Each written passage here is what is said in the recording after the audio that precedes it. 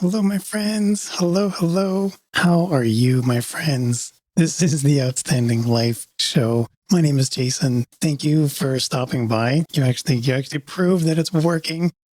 But if you're here, don't forget to put the like button, click the subscribe. Oh, wait, I did another thing.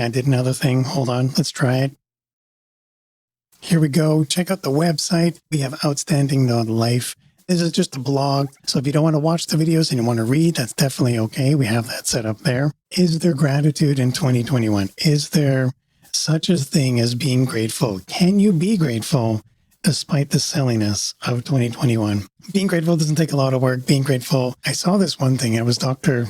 Wayne Dyer, or maybe it was Deepak Chopra. He gave an example. Expressing your gratitude. There's more than one person that experiences that gratitude. The triangle effect, when you share that gratefulness, observing the gratitude in it, and it generates more gratitude. It like perpetually expands. It's kind of like compounding interest. It gives more opportunity for it to grow, and it spreads like wildfire, like in a good way. Has its benefits, has its perks. Take time, practice gratitude. I don't want to say cultivate. If we give that opportunity for gratitude to grow, we're giving it that space to occupy. If I myself am being grateful, give that gratitude away. But if I start my day, if I'm not living a gratitude first life, I'm stifling it before it even has a chance to begin. I'm trying to think of these negative words that would take the place of gratitude. If I'm occupying that same space with gratitude, I'm able to cultivate more. I'm able to share more. I'm able to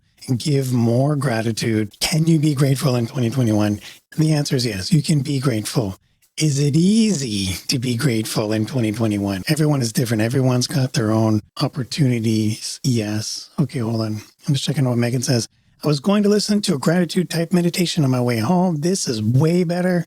That is awesome, Megan. The gratitude type meditation. Megan, which meditation app do you use? I'm more familiar with the calm.com. There's also another great one, Headspace. They both have free versions of their app, but they also have paid versions too. I really enjoyed this Facebook group, and it's calm.com. It's nothing but positive support.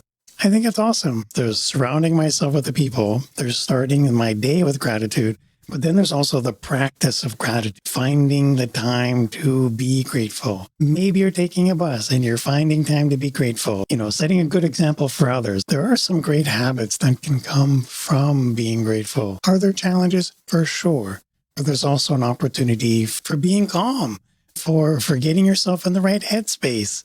These sound silly, but they're definitely small, tiny micro adjustments.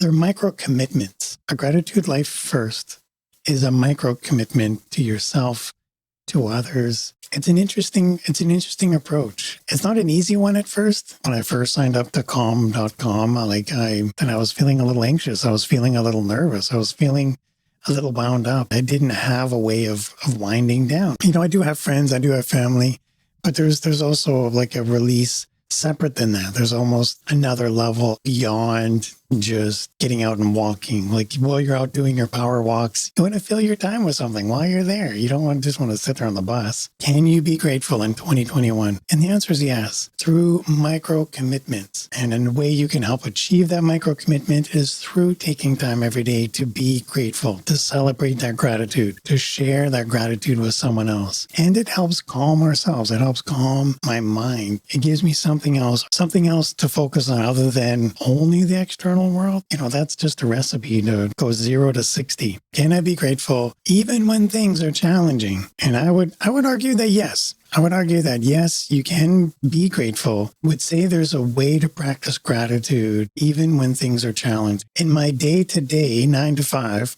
I take time to practice gratitude. I'll take a minute and I'll breathe. And if I'm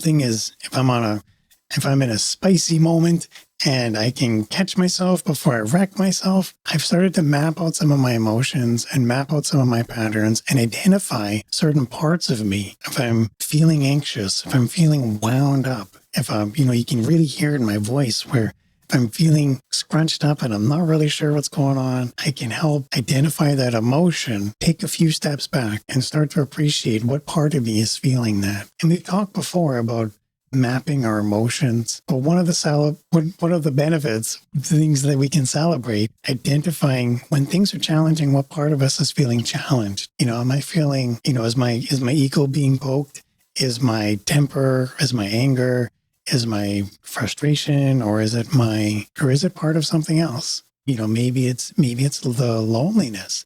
Maybe if I'm being poked and it's sparking an emotion in me and I'm feeling very challenged, can I feel grateful? I can feel grateful because it's helping me identify that sore spot. If there's a raw emotion that I'm feeling and it's connected to loneliness, or if it's connected to resentment, maybe this positivity, this focus that I can walk away with, this gratitude first life, if I'm taking a minute to appreciate, soaking in that loneliness, soaking in that resentfulness, giving it that 3 seconds to live with me, to breathe with me, but then I don't let it make decisions for me. So when things are challenging, yes, I can recognize that these are challenging moments or this is a challenging interaction, but it doesn't make it a challenging day. It doesn't make it a challenging hour. It might mean a challenging 10 minutes, but it doesn't need to be a challenging 10 years. Yes, there's a response that I'm giving, but there's also like a choice I'm giving too, where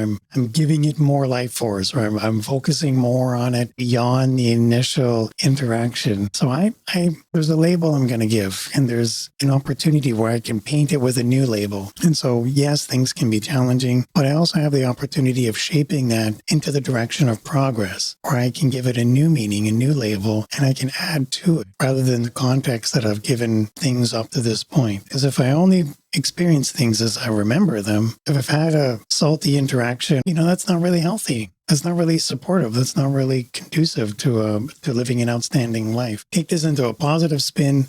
Yes, these are things that can happen, and yes, challenges are going to happen, but that doesn't mean that I have to wallow in that challenging moment. It doesn't mean I have to let that challenging moment make decisions for me. I have the opportunity where I can make it into something more. Maybe I can take this opportunity where if it's pointed out loneliness as an example, or if it's pointed out this sore spot, that it shines a light that I myself have worked to work on, where there's a shining light on, yes, there's something become, if I'm shining a light and it's only ever been on this area over here for like a long time.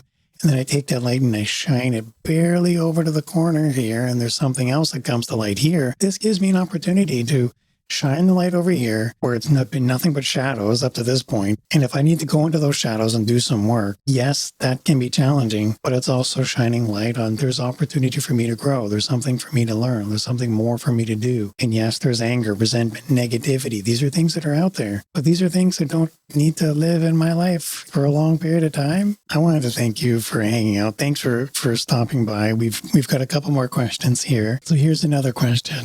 How can I get started with gratitude? So what are some things I can do? Megan's got an idea, and it's using the Headspace app or using the Calm.com app. These are at a high level a way to focus on building good, healthy habits. We can start inducing Calm.com and Headspace into a regular spiel. One thing I'll do is I'll make a list of the 3 things I'm grateful for right now. At first, this list I'm making is just something super simple. Like I'm thankful that I have, it's warm out. I'm thankful it's not snowing right now. Or I'm thankful I have food in my stomach. Or I'm thankful for my cat who's sleeping in the corner. These are things that I'm thankful for. But as I start habitually making that list and going back to it and focusing on it, I'm no longer giving surface level, high level topic ideas to be thankful for. After a while, I'm going to start digging into I'll move beyond those surface level things and I'll start digging into way more specific things. Like, I'm thankful I have the opportunity to grow. And I'm thankful I have the chance to see past these challenging moments and look at them as they truly are, find out the things I don't like, and to focus more on the things I do. Yes, I can feel an emotion when I can start mapping what part of me is feeling the emotion. If I apply that same concept now to gratitude, what part of me is feeling grateful? And as I start to reveal who I am, and I start looking at the patterns of things that are bringing me joy through celebration, through gratefulness, through gratitude, through thankfulness, I can start to appreciate the kind of person that I truly am underneath, creating it and cultivating more of it as it happens. So I'm not just randomly, aimlessly bumping into gratitude, but I have a way of co-creating gratefulness as I move through my day-to-day interactions, through my choices, through my engagements, through my friendships and my celebrations. When I start documenting it through making those habits, through surrounding myself with a community of like-minded individuals, like taking the time to do it, like not just downloading the app, but actually committing for that 10 minutes, I'm just going to write. Or for that one bus ride home, kind of like Megan, I'm going to go and just do this because as soon as I get on the bus, this is something I'm going to do. Start building those habits, start getting into that circle of writing it down. Even if it doesn't make sense now, it can make sense later. Is there any side effects of gratitude? When I express gratitude to another person, when I share that genuinely, the people observing that also see that reflects inside them as well. So they observe that and they bring that into their life. So even though I'm sharing that gratitude to a person directly, someone else observing that also gets to experience the same gratitude. It then moves the needle just a tiny bit.